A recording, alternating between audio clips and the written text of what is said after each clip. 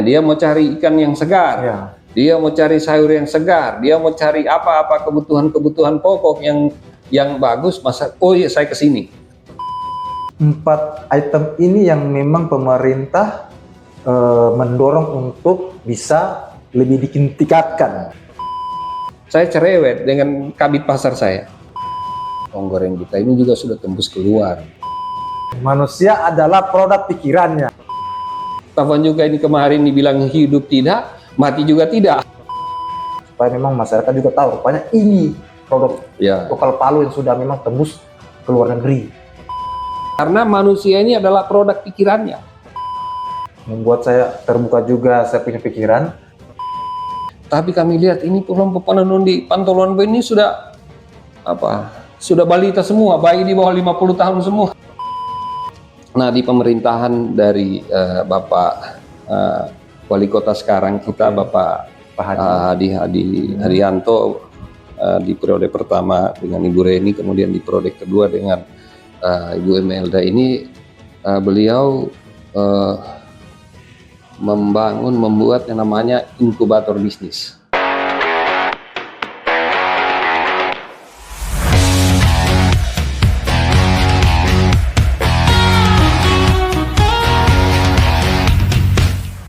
Assalamualaikum warahmatullahi wabarakatuh, dan halo sahabat-sahabat OTT Podcast yang berada di Kota Palu dan di seluruh Indonesia yang kita cintai ini. Nah, kali ini kita akan mempodcast Kepala Dinas Disperindak Kota Palu, dan saya Aryo Kaani hari ini berbincangan tentang langkah-langkah nyata membangun IKM dan pasar rakyat yang berdaya saing dari Palu untuk dunia. Industri kecil dan menengah IKM bukan hanya barisan mesin dan bahan baku. Ia adalah denyut tangan rakyat yang menggerakkan ekonomi dari bawah. Di bengkel kecil, di dapur sederhana, di kios mungil, di sudut kota, ada ide-ide besar yang menunggu dihidupkan. Mereka adalah tulang punggung industri lokal yang sering bekerja dalam senyap, tapi menopang begitu banyak kehidupan. Pasar rakyat adalah panggungnya, tempat di mana produksi bertemu kebutuhan, di mana harga adalah hasil dari dialog dan kepercayaan. Tapi dunia kini bergerak cepat dari tidak menunggu siapapun, teknologi mengubah cara kita berdagang, berinteraksi, bahkan melihat nilai sebuah produk. Pertanyaannya, mampukah IKM dan pasar rakyat Palu menembus batas lokal? Menatap pasar global? Inovasi bukan sekedar soal alat digital atau kemasan menarik. Inovasi adalah keberanian untuk berubah, membuka diri pada pengetahuan baru dan tetap berakar pada kearifan lokal. Di Palu, semangat itu tumbuh perlahan tapi pasti. Dari sentra IKM hingga pasar tradisional, dari pengrajin rotan hingga pedagang rempah, ada kesadaran baru bahwa dunia kini bisa dijangkau dari genggaman tangan. Disperindak Kota Palu memegang peran penting dalam perjalanan ini, membina, memperkuat, dan menghubungkan pelaku usaha dengan ekosistem yang lebih besar, mendorong pasar rakyat agar tidak hanya ramai di lorongnya, tapi juga dikenal di jagat maya, menyiapkan IKM agar tidak hanya memproduksi, tapi juga menembus pasar internasional, dari lokal ke global, dari tradisi ke inovasi. Podcast ini akan menelusuri perjalanan itu. Kita akan bicara tentang bagaimana IKM dan pasar rakyat di Palu berinovasi, beradaptasi, dan bermimpi lebih jauh. Karena masa depan ekonomi tidak hanya milik yang besar, tapi milik mereka yang berani bermimpi dan terus bekerja tanpa henti. Inilah IKM dan pasar rakyat, inovasi menuju global. Kita langsung berdiskusi dengan Bapak Zulkifli sebagai Kadis Perindustrian dan Perdagangan yang akan berbagi pandangan, pengalaman, strategi, dan solusi yang nyata. Halo Bapak. Ya, halo. Assalamualaikum Pak. Waalaikumsalam Pak Kadis. Ya. Pak Rio, bagaimana kabar ini Pak Rio? Alhamdulillah juga Pak. Sehat-sehat Pak Rio? Sehat-sehat Pak. Alhamdulillah Pak Rio. Ya. Terima kasih Pak Kadis. Artinya sekali lagi buat saya pribadi Pak Kadis suatu kebanggaan dan terhormat Bapak bisa meluangkan waktu duduk bareng berdiskusi mengedukasi di OTT Podcast Official Kota Palu. Ya, di sini kita akan sedikit-sedikit berbincang yang santai yang bisa menginspirasikan ke masyarakat Pak. Oke, nah Pak, sebelum kita mengawali sesi tanya jawab kita Pak, ya, Ya, bisa ditambahkan sedikit Bapak punya nama dengan latar profesi, gelar. ya, nama saya Zulkifli. Ya, kemudian saya apa namanya lulusan Universitas Tadulako. Ya, S1 saya di Tadulako, kemudian S2 juga di Tadulako. Ya, Oh, begitu Pak ya. ya, Wah, luar biasa guys, luar biasa. Singkat tapi tegas. ya, Oke Pak Kadis, kita masuk ke segmen ini ya dulu ya, kecil tapi berdampak ya. ya. Seberapa besar IKM dalam ekonomi Kota Palu saat ini Pak? Silakan Pak Kadis. Ya, ini saya berangkat dari kita gempa kemarin. Ya, kita tahu bahwa gempa kemarin ini meluluhlantahkan terutama perekonomian Kota Palu. Setuju tempat. Nah, di situ. Jadi yang bangkit pertama, saya potong saja ini. Yang bangkit pertama kita itu adalah IKM kita. IKM. Yang bangkit pertama-tama. Oke. Sehingga pada saat itu IKM yang jumlahnya sekitar 8 ribuan tumbuh di Kota Palu sebelum gempa ini. Setelah gempa itu mereka sampai saat ini setelah kita melakukan pendataan kembali tertinggal itu 1.764 IKM. 1.000 lebih. Tinggal 1.000 lebih. Nah, dari 1.000 lebih ini kami melakukan pendataan, melakukan komunikasi bahwa mereka ini yang tinggal sekarang tinggal eksis. Oke. Ya, eksis dengan berbagai macam latar belakang usaha-usaha mereka.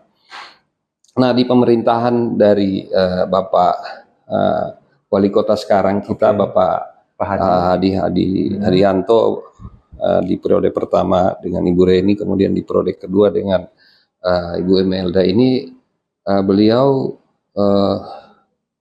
membuat yang namanya inkubator bisnis. Oke. Nah, lewat Inbis inilah IKM yang ada ini didampingi. Didampingi Pak ya? Kita dampingi, mulai pendampingan itu dari bagaimana manajemen usahanya, bagaimana manajemen pemasarannya. Nah, kemudian juga bagaimana pemasaran itu melalui yang disebut plafon media. Oke.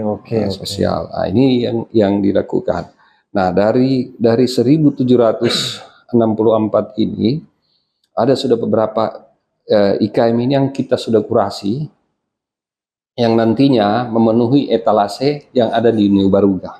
Oh ya. Nah, itu. Jadi itu nanti di situ nanti akan digelar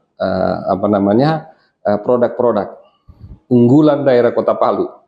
Produk-produknya bebas Pak Kadis? Bebas. Bebas. Produk yang penting dia produk unggulan daerah Kota Palu yang sudah lolos kurasi dari teman-teman Inbis dan Dinas Perdagangan Perindustrian.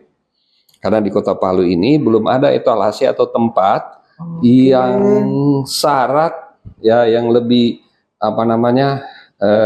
syarat ya, menjadi prasyarat untuk memenuhi kriteria tadi, pemasarannya, pendampingan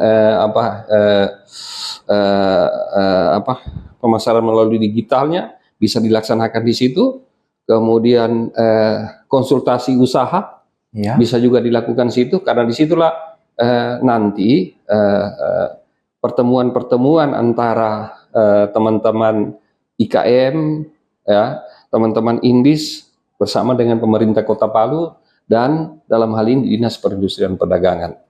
Jadi kita membuka ruang ya kepada seluruh teman-teman IKM ya dalam rangka bagaimana meningkatkan produktivitas usahanya. Nah, ada berapa usaha IKM kita ini yang sudah malah menembus pasar dunia luar. Pasar luar negeri maksudnya. Ya. Nah, dalam hal ini ada satu produk kita coklat. Termasuk produk unggulan kita. Coklat Trapoviaka namanya. Dia menggunakan bahasa Kaili. Rapoviaka dibuatkan. Oke. Ya, dibuatkan namanya. Oh gitu ya. Nah, ini sudah menembus pasar luar. Dalam hal ini sudah ke Filipina, sudah ke Singapura. Nah, Sampai ke sana, Pak Kades? Sudah sampai ke sana. Sekarang sudah sampai Sekarang sudah sampai ke sana. Ini barang. Luar biasa. Ini kan berkat teman-teman Inbis melakukan mendampingi lewat pemasaran, lewat platform-platform media sosial tadi. Siap. Akhirnya ini bisa. Nah, belum yang lain-lain yang seperti produk-produk craft dan lain sebagainya. Ini kan sebetulnya kita ini di Kota Palu ini dalam hal ini lewat Dinas Perindustrian Perdagangan dan teman-teman Inbis ini lagi meningkatkan mencari IKM-IKM lain ya yang bisa bersaing dengan produk-produk di mancanegara. Nah, itu. Begitu ya. Astaga, masih awal ini Pak Kades. Ya. Tapi, jawaban yang sudah sangat memang buat saya kaget. Ya. Ternyata sudah sampai diekspor sampai keluar. Iya, coklat batangan. Coklat batangan, iya. Dia ada rasa dicampur dengan keju, ada dengan bawang khas Palu.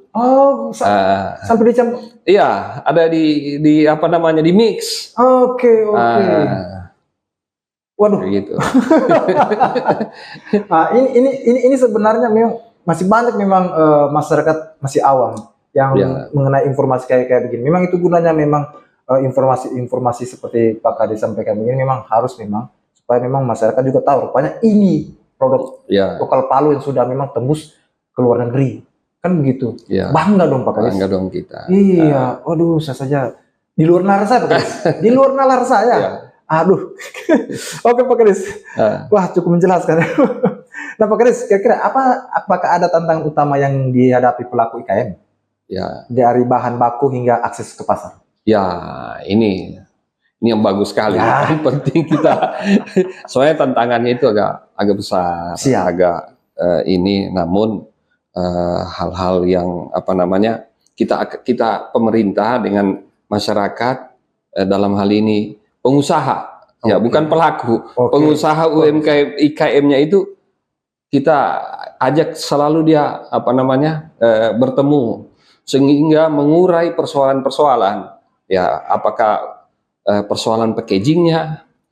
Nah, ini salah satunya kita. Nah, contoh seperti coklat apa semua tadi, kan awalnya packagingnya masih biasa-biasa. Iya. Kemudian setelah didesain dengan teman-teman Inbis, didapatlah model packagingnya itu yang bagus kayak gini. Nah, kemudian yang tantangan juga yang kedua kita adalah mesin packaging kita itu kita masih pesan di paling dekat di Makassar. Paling dekat di Makassar. Paling jauh di Jakarta. Karena kita belum ada itu. Nah, ini PR buat pemerintah Kota Palu. Nah, tetapi beberapa waktu kemarin saya sudah diskusi dengan Bapak Wali Kota. Nah, Bapak Wali Kota akan mau carikan tempat namanya rumah produksi dan packaging untuk IKM maupun nanti dengan UMKM di Kota Palu ini. Nah, itu begitu juga dengan Ibu Wakil kita, Ibu Melda. Beliau ini kalau kita sudah bicara IKM maupun UMKM, ayo Pak Kades, kebutuhan mereka, apa kendala-kendala mereka. Nah, itu di samping yang tentunya tidak kalah adalah modal. Modal juga, ini juga kita dalam hal ini pemerintah melalui dengan bank-bank pemerintah, bank-bank plat merah, nah, kita bisa melalui kami kita bisa linkkan mereka ini ke bank, untuk peminjaman modal untuk kebutuhan produksi mereka. Nah, jadi ada tiga kendala ini, tiga langkah ini, khusus untuk makanan IKM yang pengusaha-pengusaha IKM yang produksi makanan olahan. Kemudian khusus untuk produksi mebel, ya, mebel. craft dan lain sebagainya itu di bahan baku.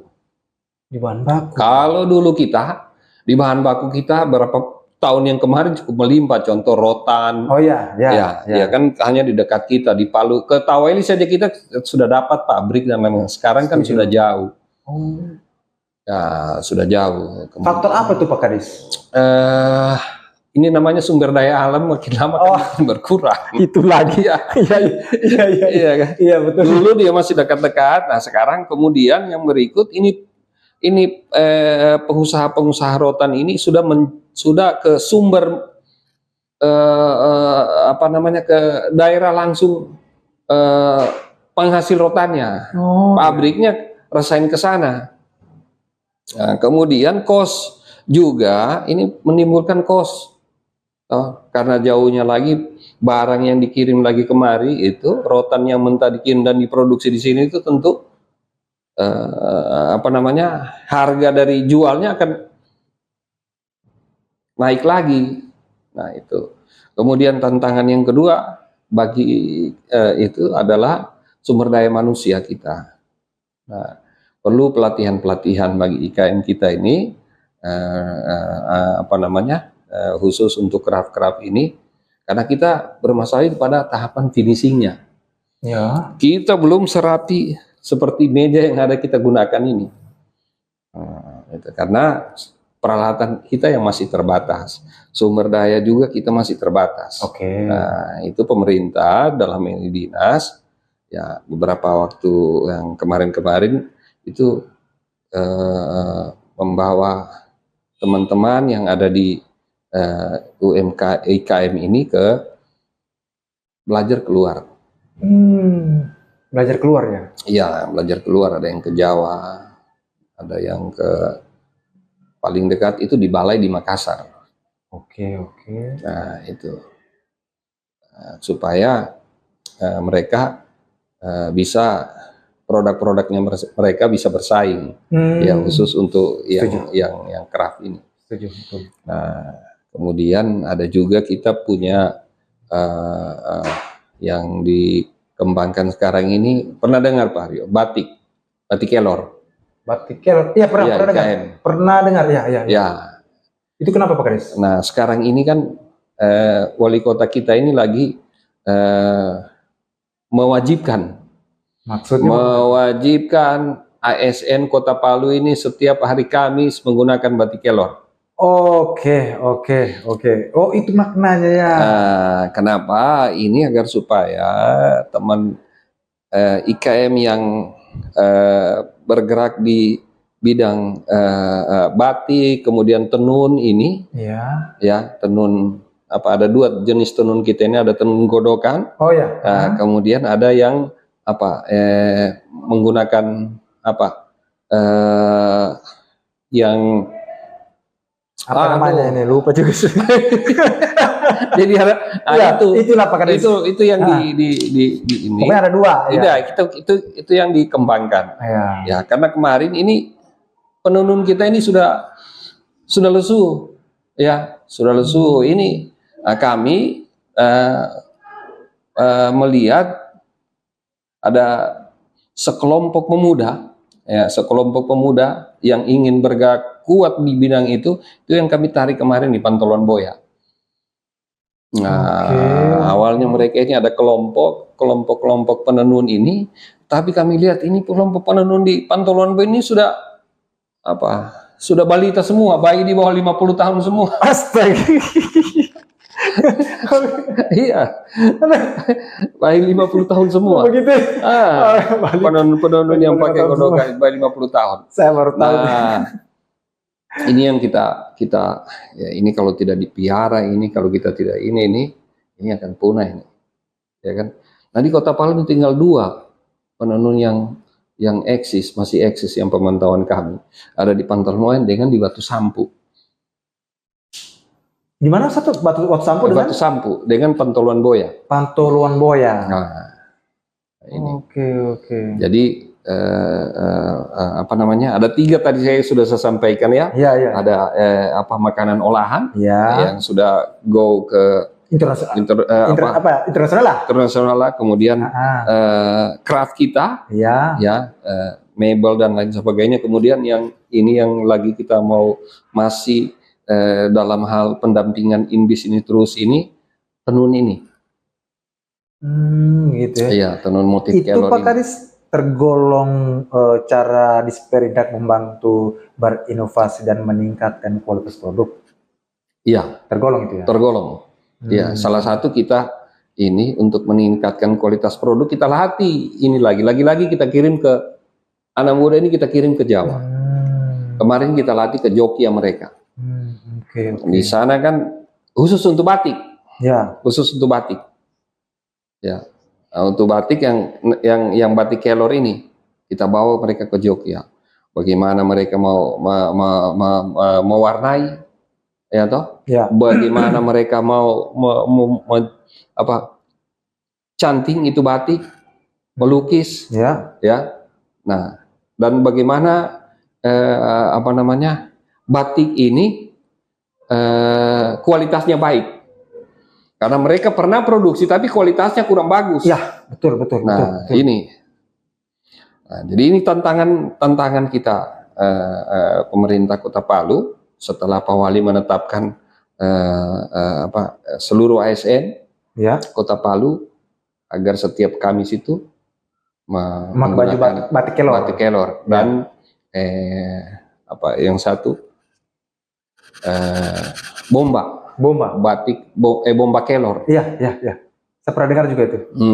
Nah itu. Oke. Jadi dua kelompok ini di dua kelurahan ini yang kami pantau terus, bina terus agar mereka bisa berproduksi, ya. Kemudian pemasarannya ini kan karena batik bomba ini kan pertama dia bahannya yang setengah mati. Bahan bakunya yang setengah mati. Dari segi apa sampai bahan bakunya? Bahan baku rata-rata dari luar. Begitu. Bahan bakunya, benang dan lain sebagainya kan kita tidak punya. Itu kan didatangkan dari Jawa semua benangnya. Jadi memang kalau untuk konteks menuju global, maksudnya memperkenalkan IKM sampai ke luar negeri, itu bagaimana Pak Kadis? Ya, ini sampai saat ini untuk memperkenalkan ke luar negeri. Sampai untuk konkret ya? Untuk konkretnya, ini kan kami bekerja sama dengan berbagai macam pihak dan mengikuti pameran-pameran yang ada di luar. Apakah itu lewat Dekranasda, pameran-pameran yang di luar daerah ya, di Jakarta di mana ini, kemudian ada di situ kan kalau sudah di Jakarta ini kan IKM yang dari luar kan ada juga datang hadir ya, dari mancanegara, dari mana. Nah disitulah kita salah satunya ya, pas kita momen yang menjajalkan kita punya produk. Tapi awalnya saya ragu ya tentang produk-produk kita ini. Tapi begitu kita pajang ini di etalasenya kita, di tempatnya di boothnya kita. Itu di awalnya memang Pak Kadis ragu, tapi kita punya digempur. Ya, terbukti pengunjung juga banyak, pembeli juga banyak.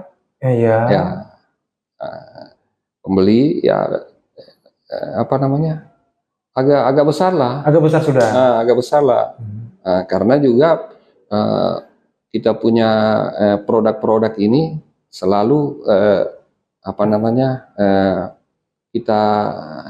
kita jaga kualitas produk-produk kita ini, kualitas dari produk ini, sehingga kita tidak kita mampu bersaing dengan produk-produk yang notabene sama, tapi karena kita mampu menjaga kualitasnya sehingga pembeli biasanya memilih kita punya. Nah, itu. Begitu. Kemudian saya juga mau cerita. Ya, gimana Pak Kadis? Kita sedikit dari sisi rotan. Kenapa ingin rotan Pak Kadis? Kemarin kita di Dinas Perindustrian Perdagangan ini punya namanya PPIRT. Apa itu Pak Kadis? Pusat Inovasi Rotan Nasional. Kemarin waktu gempa ini sebelum gempa ini rotan kita ini sudah dijual sampai ke luar negeri. Ah, ya. Sudah, Oke, karena oke. sudah sampai di luar negeri. Kemudian setelah gempa ini selesai. Karena peralatan dan bahan-bahannya pada saat itu yang ada di kawasan Kek itu, ya setelah itu apa namanya, bahasa halusnya bagaimana ya, hilang. Oh, ya, oke. Ya, ya, ya, ya. Hilang. Nah, ini tantangan kita sementara kita apa namanya, butuh peralatan-peralatan tersebut. Nah, ini teman-teman yang dari apa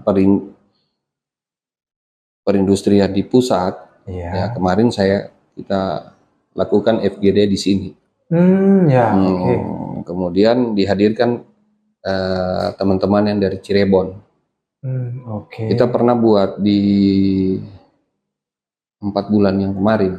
4 bulan kemarin? Iya, kita pernah buat. Nah, ini diinisiasi oleh pemerintah Kota Palu dalam hal ini Dinas Perindustrian, Ya. ke mana, ke Dinas Perindustrian di Jakarta, kemudian dihadirkanlah mereka. Nah, keinginan kita agar supaya kita punya PPRT ini difungsikan kembali. Kan masih ada gudang, masih ada peralatan yang tersisa. Ya. Nah ini, tapi sampai sekarang kami masih menunggu respon. Sampai sekarang? Sampai sekarang kami masih menunggu respon bagaimana hasil dari kunjungan kemudian FGD kemarin. Iya. Nah mudah-mudahan teman-teman dari Cirebon ini ya bisa hadir ya bersama-sama kita untuk mengembangkan kita punya rotan. Ya. Gitu, karena di IKM rotan yang di Kota Palu masih ada.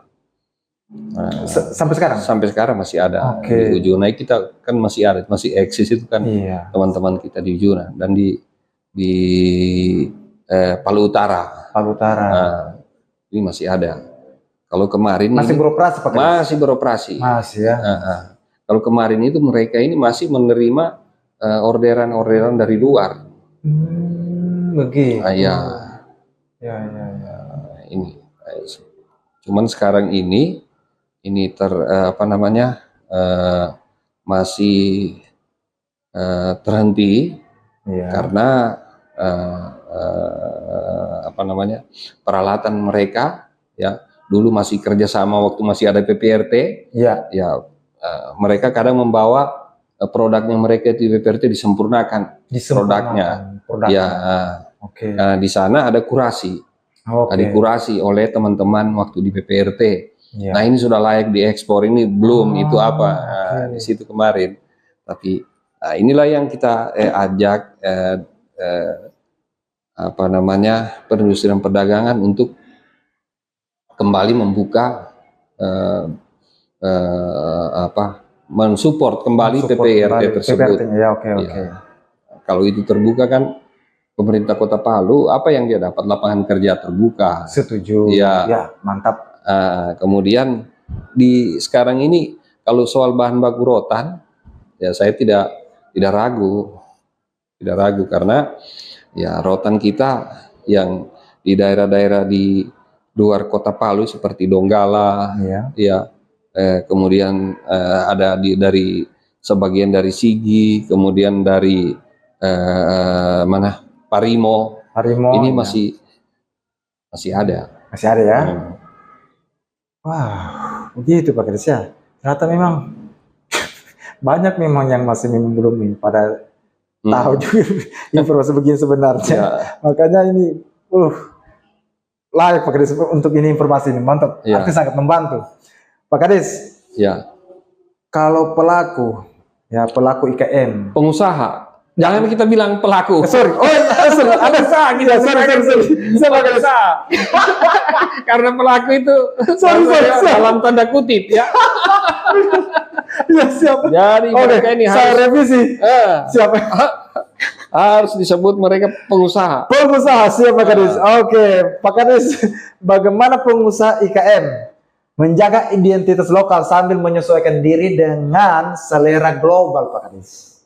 Ya, tentunya apa namanya, IKM kita ini, pengusaha-pengusaha ini, pertama kami mengajak mereka melakukan pelatihan-pelatihan di kami, di tingkat kami sendiri. Ya, di dinas ini ada kami siapkan anggaran ya secara bertahap, mengundang mereka bahwa keinginan global itu loh sekarang ini gini, produk kamu ini harus begini.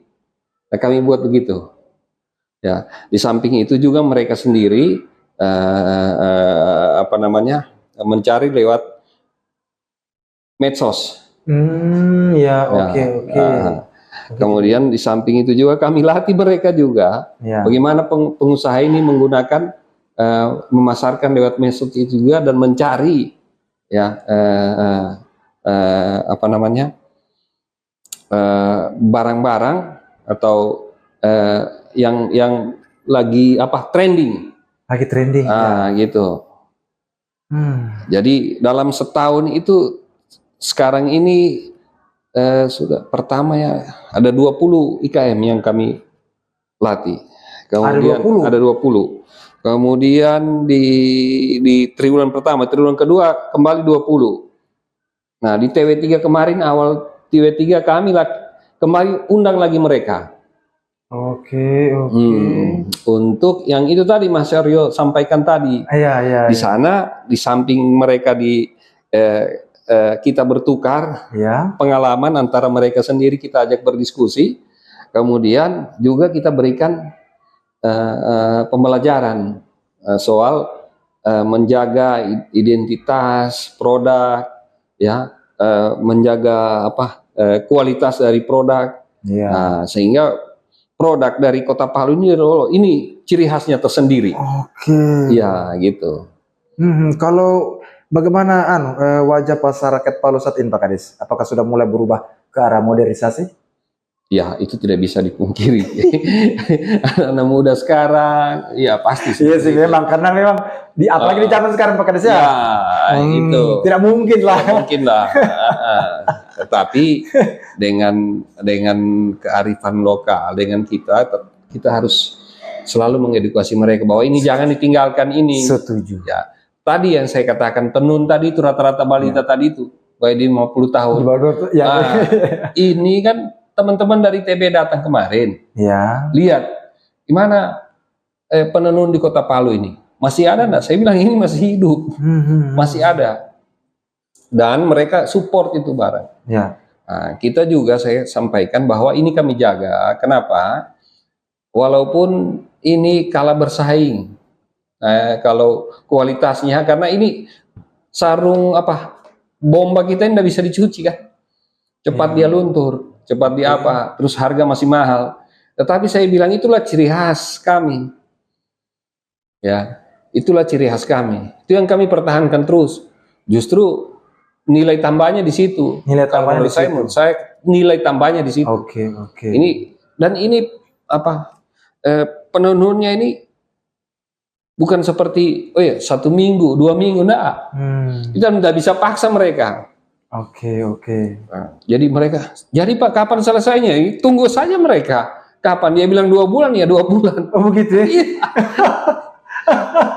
Jadi bingung juga teman-teman dari itu bilang, Pak, gimana Pak? Iya sudah begitu. Tapi ini ciri khasnya mereka. Ciri khas tersendiri. Iya, ciri khas tersendiri. Karena ini rata-rata yang balita tersebut tadi, mereka ini sambil menenun, kemudian mencari juga di tempat lain. Kadang jual di pasar, kadang di mana. Walaupun jadi sambilan Pak, enggak, ini sebetulnya prioritas juga buat mereka. Prioritas juga ini, karena memang sudah ada yang pesan. Tapi yang pesan ini kadang harus sabaran. Itulah. Ini. Asli. Ya, kalau yang mau cari yang tenun yang masih manual lah. Nah, kalau yang sudah pakai mesin itu ya canggih, sudah tidak mungkin. Tinggal kapan butuh? Kapan butuh? Sekian. Untuk seragam, tunggu sekian. Nah, itu kan. Kalau manual ya tunggu. Tapi ini yang saya dengan teman-teman ini jaga Ya. ini barang, jaga, jangan sampai apa namanya dalam artian punah ini, jangan. Setuju. Ya, Jangan, betul boleh. sekali, Pak Kadis. Dan ini insya Allah New Baroga ini selesai, kita mau tampilkan penenun ini di sana nanti. Mau ditampilkan Pak Iya. Kadis ya? Oke. Selesai itu kan di sana itu kan jadi tempat aktivitas orang setiap malam olahraga, kemudian menikmati suasana malam di Kota Palu, ya kan di sana kan. Iya. Nah itu kita mau hadirkan nanti. Kalau jika bangunan itu selesai. Kapan itu kalau boleh tahu Pak Kadis bangunan itu selesai? Insya Allah di Desember ini sudah selesai bangunannya. Di tahun depan kita sudah fungsikan ini. Kan New Baroga sementara on progress. Oke. Jadi diundang semua ini. Penenun ini kita mau ini. Kita mau tampilkan berapa tempat mungkin 3 atau 4 ibu-ibu kita penenun di situ. Baru saya insya Allah nanti ini di kepala saya ini saya dengan anak-anak SD atau SMP ini yang penenun. Saya yakin anak-anak sekarang nggak lihat ini. Bagaimana? Setuju Pak Kadis. Iya, betul. Anak-anak sekarang itu pasti belum apa yang begitu. Betul sekali. Inilah salah satu cara kita mempertahankan produk-produk lokal kita. Diajarkan ini anak-anak dari dini supaya mencintai dulu. Setuju. Saya mau anak-anak kita mencintai dulu. Sepakat Pak Kadis, betul. Produknya ya, yang notabene lahir dan besar di menjamur ini di dalam daerah kita sendiri ini. Nah, ini kita ajarkan dengan anak-anak kita. Ini baru namanya termanage bagus. Iya. Termanajemen bagus ini. Bagus sekali Pak Kadis. Saya mendengar step by step Bapak punya pernyataan ya. Artinya menurut saya sih, iya memang. Tinggal sekarang yang kami harapkan itu karena pelaku pembangunan ini ya bukan hanya pemerintah. Dari siapa? Ya, ini pembangunan ini harus didukung oleh 4 pilar. 4 pilar itu siapa Pak Kadis? Siapa dia? Ya. Pertama masyarakat. Masyarakat. Iya. Kemudian dunia usaha. Oke. Kemudian akademisi. Terakhir baru pemerintah. Nah ini. Jadi kita pemerintah kalau sudah buat segala macam cara tentunya kalau tidak didukung oleh masyarakat itu sendiri, ya tidak didukung oleh sektor swasta sendiri, nggak bisa. Tidak didukung oleh akademisi sendiri, belum sempurna. Setuju. Pasti kita pasti minta mereka memberikan masukan, saran pada kita pemerintah. Oke. Artinya, wow, mantap. Nah kalau ini Pak Kadis, kira-kira apa saja yang bentuk inovasi yang sudah diterapkan di pasar-pasar tradisional?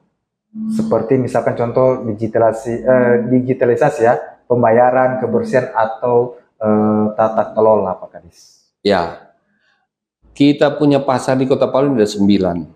Berapa Pak Kadis? Ada 9. 7 ini pasar tradisional mingguan. Oke. Nah, 2 ini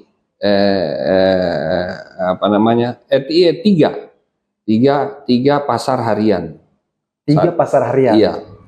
Nah, 1 itu Bambaru itu pasar harian tapi dia menjual tidak ada menjual bahan-bahan pokok. Oke. Dia hanya pakaian. Nah, kemudian yang 2 ini Manonda dengan Mas Omba ini full menjual, di samping pakaian dia juga menjual bahan-bahan pokok. Campur. Iya, campur. Nah, di pasar kita ini sebetulnya kalau saya mau bilang pasar yang sudah modern tidak juga. Belum juga dibilang modern, yang Mas Omba maupun Manonda ini masih yang disebut dengan masih saya sampai katakan pasar tradisional karena pertama pasar kita infrastrukturnya belum memadai. Belum memadai Ya, infrastrukturnya. infrastruktur pasar. Oke, pasar. Maka jawabannya melalui kemarin kita lakukan revitalisasi salah satu pasar hariannya kita itu Tavanjuka. Oh, Tawan juga. Iya, Oke, ini yang kita oke. siapkan pasar modern Oh, ke yang depan. ya. Yang di Tavanjuka. Iya, iya. Oh. Itu yang kita siapkan. Ini lagi on progress juga pekerjaan. Oke. Nah, itu nanti yang kita sebut dengan insya Allah fresh market Fresh market. atau pasar SNI standar Indonesia. Wah, keren itu. Nah, itu. Kenapa kita hadirkan itu? Menjawab dari apa namanya pertanyaan-pertanyaan masyarakat. Setuju. Ya, terkait dengan pasar kita. Ya. Apalagi ada kejadian-kejadian kemarin, ada isu ikan yang Oh iya, iya, benar sekali Pak Kais. Iya, itu. Maka tepat Pak Wali, ini Tavanjuka dulu kita benahi untuk menjadi salah satu pasar fresh market atau pasar SNI yang pertama-tama menjadi ikon Kota Palu. Pasar ini karena pasar ini diapit oleh dua pasar, ya, Impres Manonda maupun Impres Masombang. Masombang, iya. Nah, ini yang kita hadirkan agar supaya masyarakat itu sudah bisa memilih. Loh, kalau mau cari, umpamanya dia mau cari ikan yang segar, Ya. dia mau cari sayur yang segar, dia mau cari apa-apa kebutuhan pokok yang bagus, oh iya saya ke sini. Ya toh, saya mau cari karena di sana kita buat rumah potong unggas. Ceritanya serba lengkap lah. Iya. Ya. Okay. Kita mau cari rumah potong unggas yang disembeli dengan halal. Nah, ke sana. Sudah tersedia. Tersedia di situ di Tavanjuka. Ini menjawab masyarakat. Keinginan masyarakat untuk itu. Dan juga kan ini pasar Tavanjuka ini kemarin dibilang hidup tidak, mati juga tidak. Iya Pak Garis. Iya, sering saya dengar itu Pak Garis. Waduh. Maka memang harus demikian karena ini tadi diapit dua pasar ini tadi. Nah, justru tantangan ini dijawab dengan itu. Jadi kita menjawab sekali menjawab apa? Ini insya Allah cikal bakal pasar ber-SNI pertama di Kota Palu. Oh, gitu. Asli, ngeri, wow, wih luar biasa itu. Ya. Aduh, artinya bangga dong Pak Kadis ya. Ya. Dengar itu guys, dengar itu. Aduh kalian itu.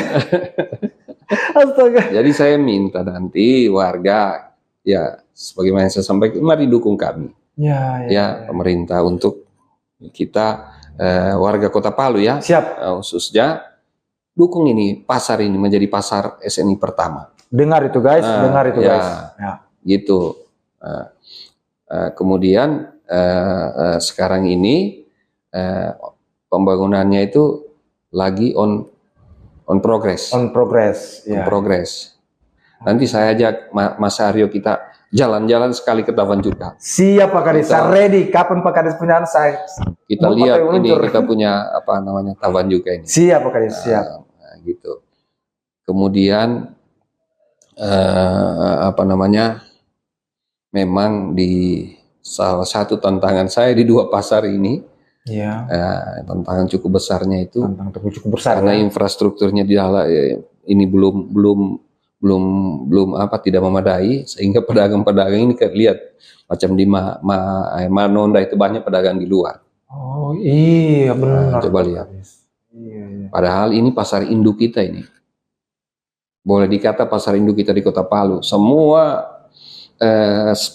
sayur, kemudian ikan, minyak, beras dari luar dari mana ini? Ini ke pasar ini dulu. Ada semua di situ ya? Situ semua. Nah iya, tidak, mereka ini yang pedagang-pedagang sayur dari luar, dari Sigi, dari mana ini, bongkar di situ, bongkarnya di pasar itu. Dari sini baru dikirim ke Masomba, ke pasar-pasar lain. Distributornya lah. Boleh dikata, ya itu tuh.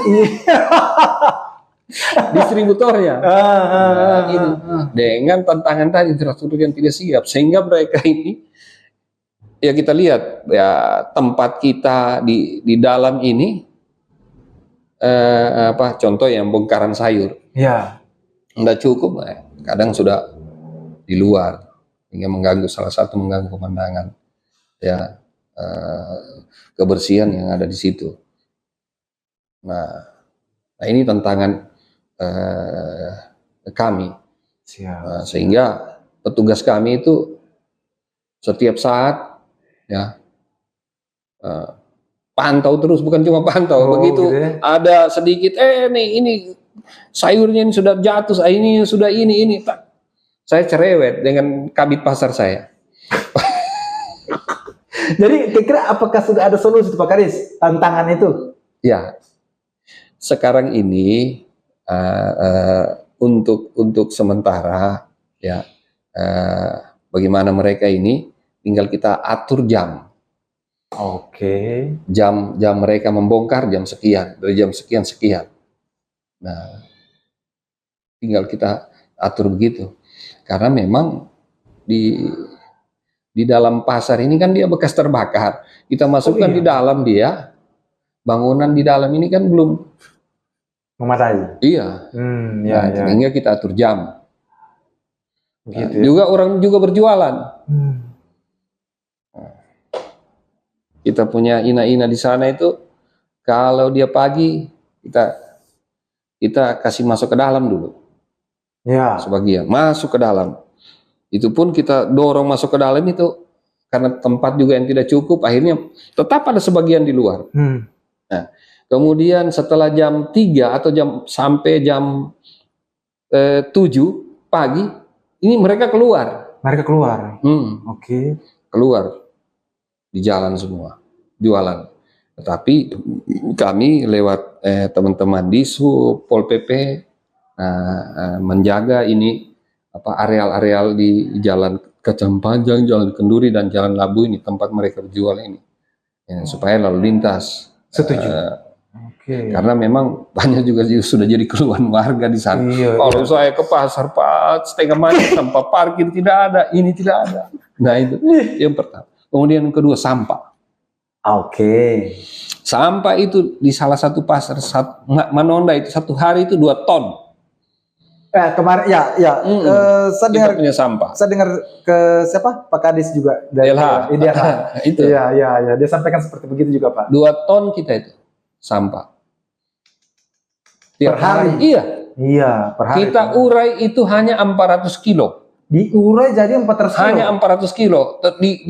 Yang bisa kami ambil, contoh plastiknya yang dipilah. Nah, yang sayur-sayur, kan di sana itu sudah ada yang pengepul-pengepulnya, ya toh. Contoh salah satu petugas pasar kami itu dia memanfaatkan situasi itu, dia mengambil plastik, toh, kemudian dengan kelompoknya sih dia jual kembali, toh dia kumpul dia jual kembali. Ada juga yang sayur-sayur, yang ada juga untuk kebutuhan. Ada yang jadi pupuk, ada yang jadi pakan, diolah. Itu hanya 400. Sisanya itu langsung ke TPA. Nah ini kan tantangan. Harusnya nggak usah ada yang ke TPA. Dikelola, diurai semua di situ. Nah gitu. Kalau bisa begitu Pak Kadis. Kalau bisa begitu. Oke, iya sih masuk akal juga ya. Iya. Kenapa ya? Kenapa sebenarnya? Uniknya pasar ini, pasar Manonda kita ini menjadi pasar percontohan penilaian Adipura untuk Kota Palu. Oh, begitu dia. Iya. Oke. Jadi ini tantangan betul kami. Ya, sebagai yang bertanggung jawab langsung dengan pasar. Oke. Itu. Sehingga penilaian Adipura kemarin salah satu yang menyumbang karena pasar itu dinilai bersih. Ya. Sehingga kita dapat Adipura kemarin salah satunya adalah pasar. Salah satunya itu Pak ya. Oke. Dengan keterbatasan kita punya pasar. Penjual di luar. Gimana itu? Tapi tim penilai. Iya. Karena apa? biasa. Karena apa? Karena mereka lihat tadi penata kelolaannya tadi. Oke, situ poinnya. Situ poinnya penata Oke. kelolaannya, bagaimana dia pengelolaan kebersihannya, bagaimana apa namanya keamanan di pasarnya. Nah, itu. Iya, betul betul. Oke. Wah. Kemudian bagaimana mau segmentasi daripada pedagang. Oh, ini pedagang apa namanya daging, Ya, sini ayam, ya. di sini ikan. Nah, kita kan sudah tertata di sana, itu di dalam Iya, itu kan sudah tertata, ini ikan ya, ini.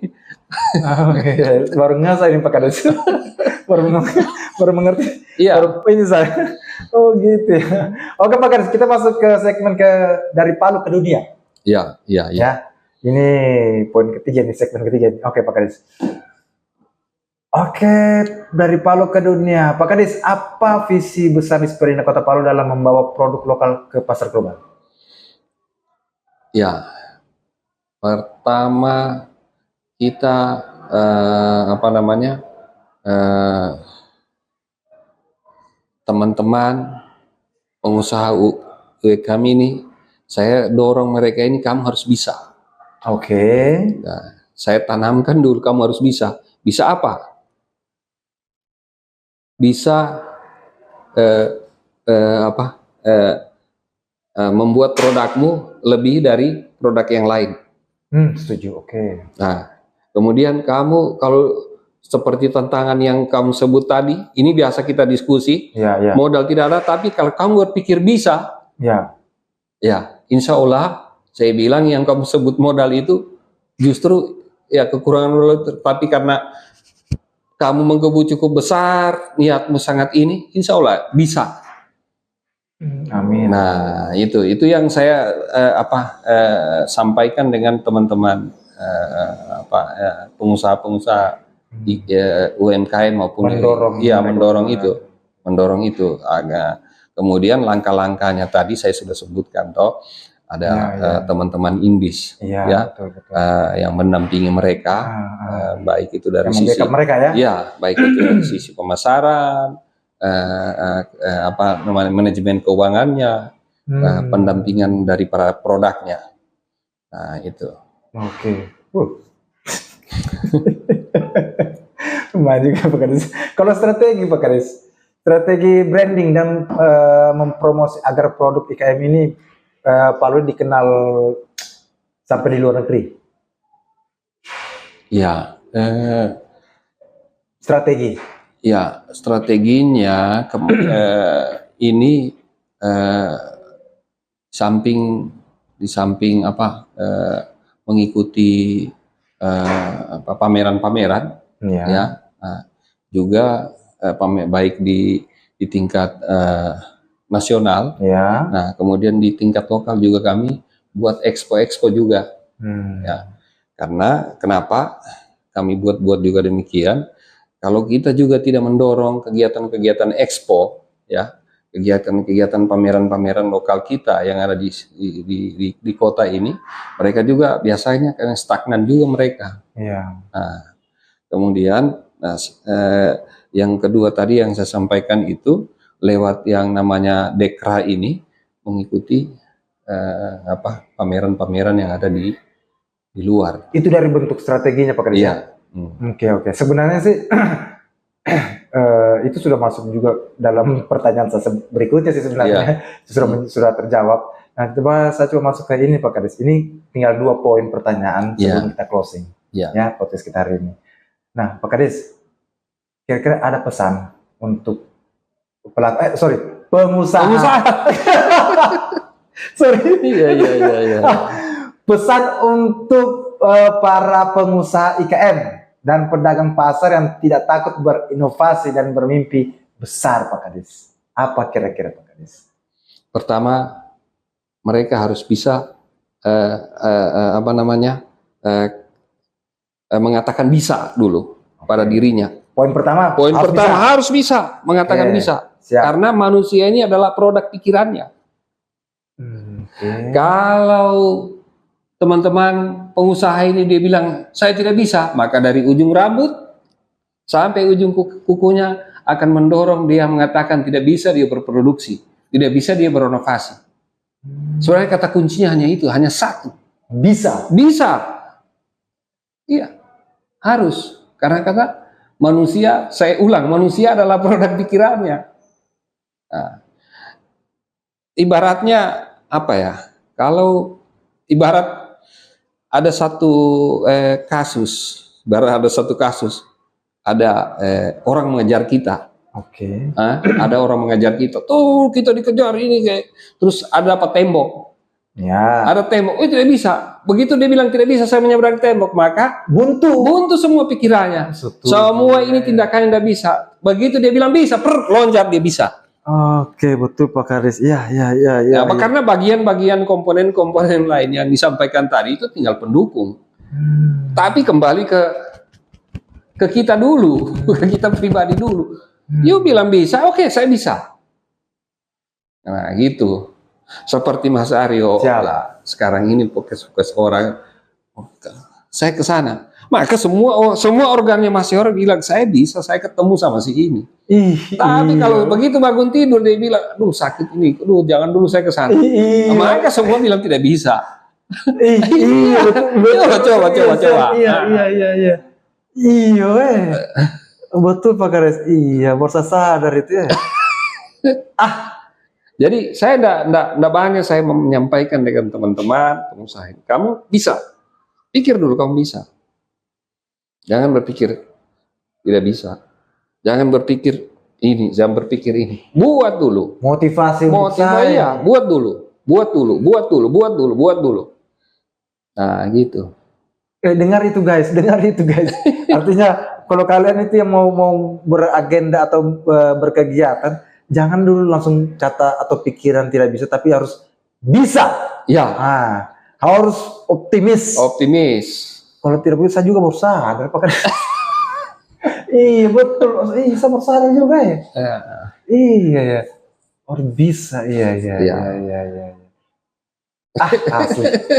Tidak di luar nalarsa lagi Pak Kades. Bisa ya. Jadi kepikiran saya Pak Kades.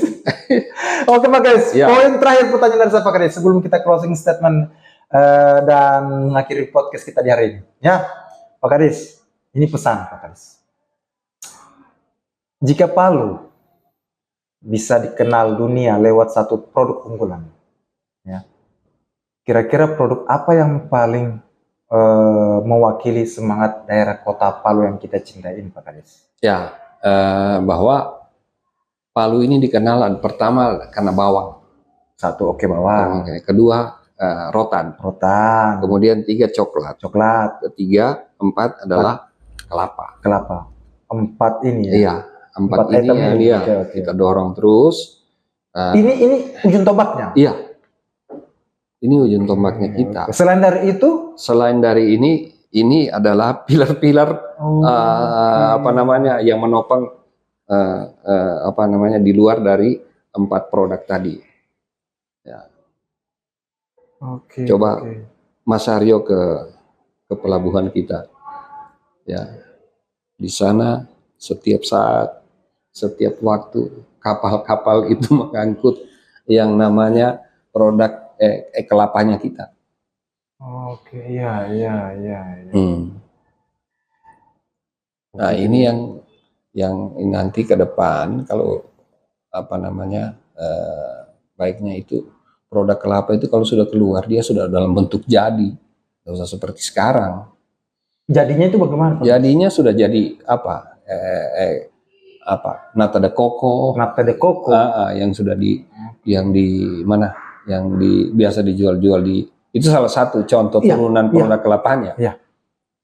Dan lain-lain banyak, biskuit jadi apa. Nah, gitu ya. Kemudian santannya yang kara itu. Iya kan? Nah, tapi alhamdulillah sekarang ini ada satu pengusaha yang sudah membangun pabrik kelapa. Dia ada di Palu Utara. Iya. Mudah-mudahan ini sudah bisa menjawab semua supaya produk kelapa ini sudah diproduksi di sini.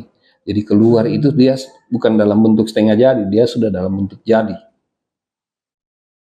Nah itu yang kita pemerintah kota dorong ini supaya itu cepat. Di Kelurahan Kaimalue ngapain? Sementara. Iya. Daerah Kayu Malu ya. Iya, dari Kaimalue. Oke. Nah kalau itu jalan, ya insya Allah tenaga kerja bisa. Amin. Ya, Betul, setuju saya Pak Kadis. tenaga kerja kita bisa. Adik-adik kita yang baru tamat SMA, baru tamat SMP ya, yang sudah mau lanjut mau apa, mungkin bisa direkrut di perusahaan itu. Sangat Nah itu. Kemudian tidak kalah juga yang sebut juga saya sampaikan juga tadi bawang. Oh iya bawang ya. Bawang goreng kita. Bawang goreng kita ini juga sudah tembus keluar.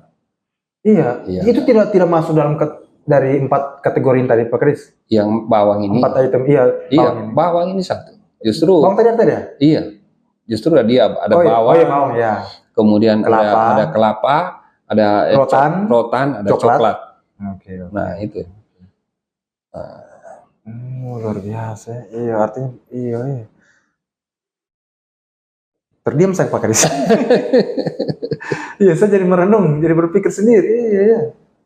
Jadi 4 item ini yang memang pemerintah mendorong untuk bisa lebih ditingkatkan. Iya, lebih ditingkatkan. Dan ini yang bisa menembus pasar-pasar global. Pasar-pasar global. Iya.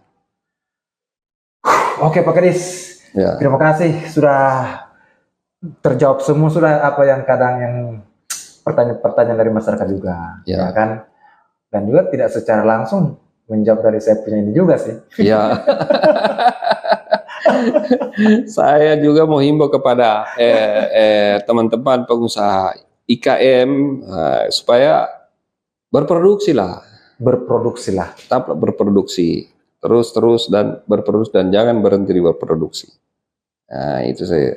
Kemudian insya Allah pemerintah Kota Palu di bawah kepemimpinan Bapak Hadianto dan Imelda ini insya Allah akan selalu memberikan pendampingan ya lewat INBIS kepada teman-teman pengusaha ini jika diperlukan pembelajaran mengenai literasi, apakah literasi keuangannya, apakah manajemen pemasarannya dan manajemen produksinya. Nah ini kami siap ya lewat INBIS ini. Oke, terima kasih banyak Pak Kadis. Itu pesan-pesan juga buat para pengusaha IKM ya dari Pak Kadis Perindak ya. Artinya sangat motivasi, berinspirasi juga buat kita semua Pak Kadis. Karena memang apapun yang Pak Kadis sampaikan itu bisa menjadi panutan untuk kita semua juga Pak Kadis ya. Bagi para pengusaha IKM juga yang berada di dalam Kota Palu ya. Dan ingat Mas Hero, kembali ke dirinya tadi. Bisa. Itu kembali ke dirinya. Setuju Pak Kadis. Manusia adalah produk pikirannya. Nah itu. Manusia adalah produk pikirannya. Oke. Tapi harus bisa. Jadi ini Pak Kadis ke saya tuh jadi apa ya jadi motivasi lah di saya tuh. Jadi motivasi sekali bisa oke saya save itu Pak Kadis. Saya save itu. Oke Pak Kadis kita closing Pak Kadis ya. Terima kasih banyak Pak Kadis, sekali lagi terima kasih banyak ya, artinya sudah meluangkan waktu. Terima kasih Mas Aryo ya. Siap. Beredukasi, berdiskusi santai, membahas mengenai IKM ya, para pengusaha IKM ya Pak Kadis ya. Jadi Pak Kadis, saya sebagai selaku host OTT Podcast Official Kota Palu, sekali lagi memang saya dari awal kita mulai podcast kita ini Pak Kadis ya, itu memang sekali lagi membuat saya terbuka juga, saya punya pikiran. Semoga juga sahabat-sahabat OTT Podcast kalau bisa mendengarkan dari awal hingga akhir diskusi kita ini Pak ya, Artinya jangan salah, ini adalah sangat bisa memberikan motivasi, edukasi, menginspirasi untuk kita semua. Ya, oke, Pak Kadis, artinya di sore hari ini ya saya pamit undur dengan penutup ya. Diawali penutup dengan IKM dan pasar rakyat bukan hanya bagian dari ekonomi. Mereka adalah denyut kehidupan, ya. Cerita ketekunan dan bukti bahwa kemajuan bisa lahir dari tempat yang sederhana. Inovasi adalah jembatan yang menghubungkan tradisi dengan masa depan, lokal dengan global, dan kerja keras dengan pengakuan dunia. Palu punya potensi besar dari tangan-tangan kreatif warganya. Lahir produk, ide, dan semangat yang bisa menembus batas geografis, karena ketika IKM berinovasi dan pasar rakyat naik kelas, yang ikut terangkat bukan hanya dagangannya, tapi juga martabat kotanya. Saya Aryo Kani, terima kasih sudah menyimak di Sperindak Kota Palu, dan sampai jumpa di episode berikutnya. Mari kita jaga semangat inovasi, cintai produk lokal, dan bawa Palu menuju global. Dan bila podcast kita bermanfaat, jangan lupa di-subscribe dan dibagikan untuk para sahabat-sahabat OTT Podcast Official Kota Palu. Oke, Pak Kadis, kita say hello untuk Iya. Makasih. Bye.